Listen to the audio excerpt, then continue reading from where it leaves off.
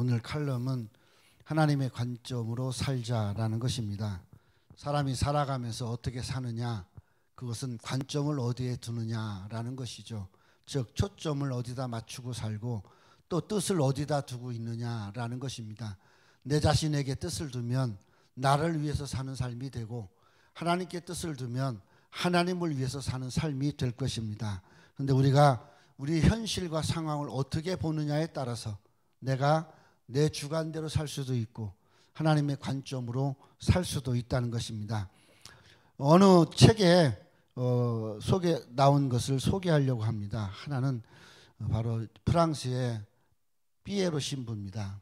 프랑스에서 누구를 가장 존경하느냐라고 젊은이들을 상대로 뽑았더니 그중에 가장 존경하는 인물로는 피에로 신부가 됐습니다. 이 피에로 신부는 빈민 구호의 그 공동체인 엠마우스 공동체를 창설했고, 또 그걸로 인해서 많은 힘들고 어려운 사람들을 돕고 또 집을 져주고 그런 일들을 하는 단체입니다.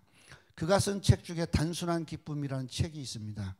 그중에 거기에 이런 경험을 써놨어요. 어떤 청년이 자살 직전이 되어서 찾아왔다고 합니다. 그리고 목사님에게 묻습니다. 나하고 상담 좀 해주세요. 그래서 상담의 원인이 뭐냐 그랬더니 내 모든 상황이 나를 죽도록 하고 내가 죽을 수밖에 없는 상황입니다. 그러면서 이제 자기 상황을 쭉 설명하는 것을 이 피에로 신부님이 듣고 그런 이야기를 했습니다. 그래? 정말 죽을 수밖에 없는 상황이네. 가정도 경제도 사업도 모든 것이 그렇다면 정말 죽을 수밖에 없네. 근데 죽기 전에 하나만 하고 죽으면 안 되겠나? 뭡니까? 잠깐만 나를 좀 도와주게. 이 청년이 이 신부님을 따라서 집 짓는 일, 밥 해주는 일, 그런 것들을 하게 되었어요. 시간이 한참 흘렀습니다. 그리고서는 이제 신부님이 슬그머니 와서 묻습니다. 지금은 마음이 어떠냐 했더니 지금은 살고 싶습니다. 그럼 왜 네가 살고 싶냐 했더니 내 관점이 세상적이고 내 먹고 사는 문제에 있을 때는 죽고 싶었는데 내 관점이 남을 돕고 하나님을 위해서 산다라고 생각이 되어질 때 내가 살고 싶은 욕망을 가졌습니다. 그럽니다. 우리가 어떤 관점을 갖느냐는 거죠. 사무엘상에 보면 두 왕이 나옵니다. 하나는 사울왕이고 하나는 다윗왕입니다. 사울왕의 관점은 자기 자신의 명예에 있었습니다. 그러고 보니까 한 사람 다윗을 죽이기 위해서 그 모든 삶의 그 명예를 다 투자를 합니다. 그러나 결국 사무엘상 31장 10절에 보면 그는 그렇게 죽습니다. 그는 적군에 의해서 화살에 맞아 죽고 그 죽은 시체는 베델 성곽에다가 붙여놓고 그런 아주 참혹한 그런 최후를 맞이합니다. 그렇게 그가 죽었던 것은 자기 관점으로 살았기 때문에 그래요. 우리가 살아가면서 우리 생명을 다할 수 있고 우리 힘을 다할 수 있고 우리가 하는 모든 것들로 살기를 원한다면 정말 하나님에게 관점을 두고 살아야 될 것입니다. 하나님 앞에 관점을 두는 사람은 내일의 삶을 바꿀 수가 있습니다. 우리가 지금 당하는 삶도 현실도 그리 녹록하지 않고 또 우리에게 주어진 형편과 사회와 환경 또한 역시 만만치 않습니다. 이러한 세상에서 나라를 보면 뭐 할 것이며 정치를 보면 뭐 하겠습니까?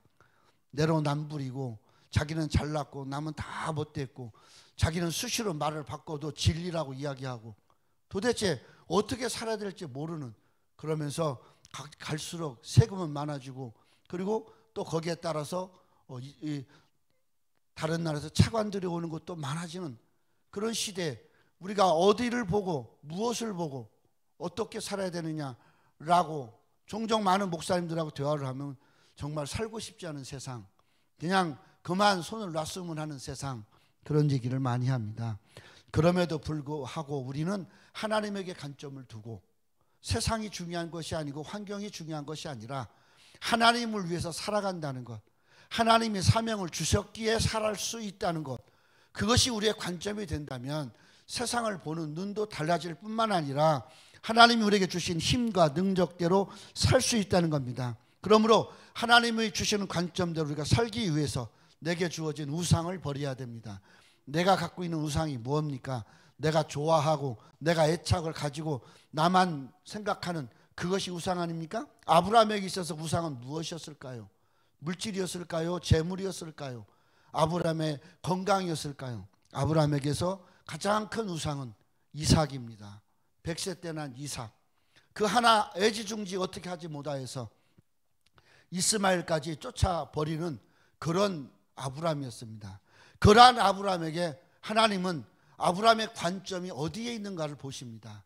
내가 낳아서 소중하게 기르는 이삭을 바치라는 것입니다. 창세기 22장 14절 1절에 14절 사이에 보면 내 아들 내 사랑하는 독자라고 이야기합니다. 하나님께서 아브라함에게 내 사랑하는 아들 내 사랑하는 독자라는 것은 아브라함은 내 아들 이삭 이렇게 하고 살아왔다는 것이죠. 거기에는 하나님이 없습니다. 하나님이 주셨은 것은 분명한데 키우면서는 하나님이 키우시는 것이 아니라 내가 키웠기에 내 아들이라는 거죠. 이러한 우상이 그에게 가로막았을 때 하나님은 그에게 뭐라고 합니까? 하나님이 지시하는 산으로 가서 바치라. 그렇게 이야기합니다. 사람에게 있어서는 신앙의 급소가 있습니다. 정말 이거는 아킬레스건이라고 할 정도의 깊은 그러한 급소를 사람들은 가지고 갑니다. 어떤 사람은 물질의 급소가 있습니다. 그래서 물질을 치면 시험 들어서 나갑니다. 또 자기 생각과 경험에 또 이 급소가 있는 사람은 자기 경험을 무시하면 그 자존심 때문에 나갑니다. 또 어떤 사람은 명예가 급소입니다. 명예가 안 되면 죽어요. 우리 그 장인어른이 그랬어요. 그 노회장 한번 하고 싶어가지고 70이 중반이 되는데 노회장 된다고 막 그랬는데 그 노회장을 결국 못했어요. 뽑아준다고 다 했는데 경장 뽑을 때는 딴 사람을 뽑았어요. 상심이 와서 그해 뇌졸중으로 쓰러졌어요. 3년 후에 하늘나라 가셨어요. 명예가 중요한 게 아니거든요. 또 어떤 사람 건강, 지식 혹은 부모, 가족, 오늘 이 아브라함처럼 자녀가 우상인 사람, 급소가 된 사람은 거기를 건들면요 발악을 하듯이 난리를 쳐요. 오늘 우리 모 장관은 그렇잖아요. 아들 군대 보내고 그래서 그게 우상이 되놓으니까 그게 급소가 되니까 그것만 찌르면 막 쓰고 난리를 치잖아요. 똑같은 거예요. 하나님은 하나님이 아닌 자기 관점으로 자기를 보는 것을 우상이라고 합니다. 그러므로 오늘 우리가 이 우상인 내 관점이 그리스도의 십자가의 보혈로 적셔지기를 하나님은 원하시는 겁니다. 보세요. 하나님 이삭을 바치라고 그랬어요. 이삭을 모리아산으로 데려갑니다. 그 모리아산이 어디입니까? 성전산이에요. 나중에 거기에 예수님 십자가 지고 죽으시는 산이에요. 거기 또 어떻게 됩니까? 주님이 부활하십니다. 그것이 그 한 곳에서 다 이루어집니다. 거기에 이삭이 드려지는 자리가 돼야 돼요. 이삭의 피가 아니라 거기는 그리스도의 보혈이 묻혀지는 자리예요. 그래서 이삭을 대신해서 하나님 준비하신 어린 양이 드려지는데 그 어린 양은 바로 예수님의 본 모습 아니겠어요? 거기에서 드려지기까지 순종하던 이삭의 모습은 예수님의 예표일 것입니다. 오늘 우리가 살아가면서 아들아 번제할 어린 양은 하나님이 자기를 위해서 친히 준비하신다. 자기를 위하여서. 그렇게 우리는 위하여서라고 우리나라 번역 성경은 이야기합니다. 그러나 정확하게 번역하면 여호와께서 자신을 준비하신지라. 하나님 자신을 준비했대요. 그럼 하나님 자신이 누굽니까? 예수 그리스도입니다.